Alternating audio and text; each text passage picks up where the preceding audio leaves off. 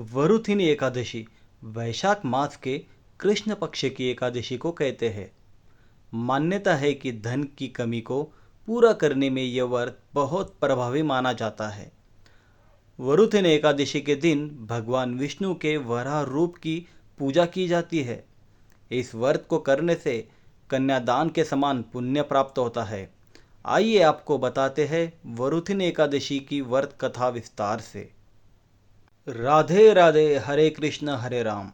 भगवान कृष्ण ने धर्मराज युधिष्ठिर को वरुथिनी एकादशी का महात्म्य बताते हुए कहा, हे राजेश्वर, वैशाख मास के कृष्ण पक्ष की एकादशी को वरुथिनी एकादशी के नाम से जाना जाता है।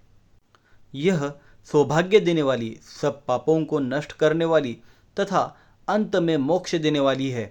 इस एकादशी का व्रत करने से कन्यादान के समान पुण्य की प्राप्ति होती है, ऐसा श्री कृष्ण ने धर्मराज युधिष्ठिर से कहा।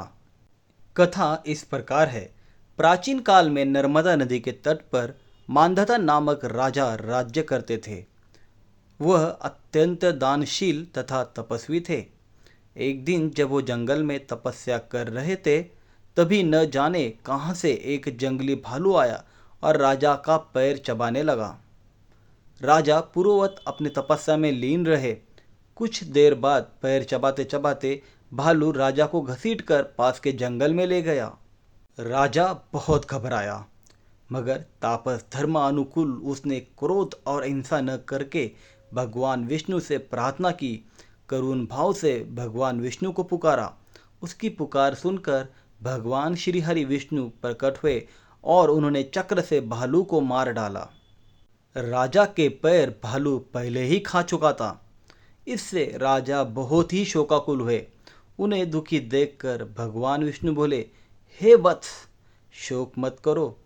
तुम मथुरा जाओ और वरुथिनी एकादशी का व्रत रखकर मेरी वराह अवतार मूर्ति की पूजा करो। उसके प्रभाव से तुम पुनः सुदृढ़ अंगों वाले हो जाओगे।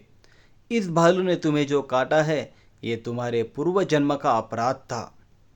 भगवान की आज्ञा मानकर राजा मांधाता ने मथुरा जाकर श्रद्धा पूर्वक वरुथिनी एकादशी का व्रत किया। इसके प्रभाव से राजा शीघ्र ही पुनः सुंदर और संपूर्ण अंगों वाला हो गया। इसी एकादशी के प्रभाव से राजा मांधाता स्वर्ग गए थे। इस कथा से हमें ये बोध मिलता है, वरुथिनी एकादशी का व्रत बहुत महत्वपूर्ण है। मान्यता है कि वरुथिनी एकादशी का व्रत रखने से 10,000 वर्ष तक तपस्या करने के बराबर पुण्य मिलता है। इस दिन सरसों या सोने का दान करना बहुत ही शुभ माना जाता है। यह व्रत शारीरिक विकलांगता और कष्टों को दूर करता है।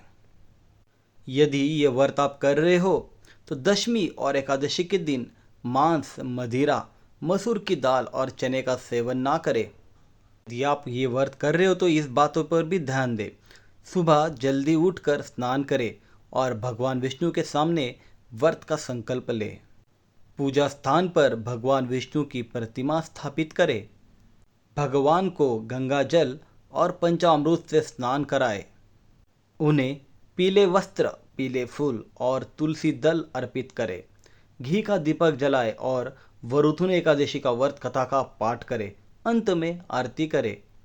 इस एकादशी पर रात्रि में जागकर भजन कीर्तन करने का विशेष महत्व है। अगले दिन प्रसाद से व्रत का पारण करें। इस पूजा का मंत्र है, ओम नमो भगवते वासुदेवाय नमः। इस दिन मौसमी फल के रूप में खरबूजा चढ़ाने की परंपरा है। इसके अलावा सात्विक मिठाई और पंचामृत का भोग भी लगा सकते हैं। याद रहे, भगवान विष्णु के भोग में तुलसी के पत्ते जरूर शामिल करें। यह जानकारी आपको अच्छी लगी तो इस वीडियो को लाइक ज़रूर करें और चैनल को सब्सक्राइब करना ना भूलें।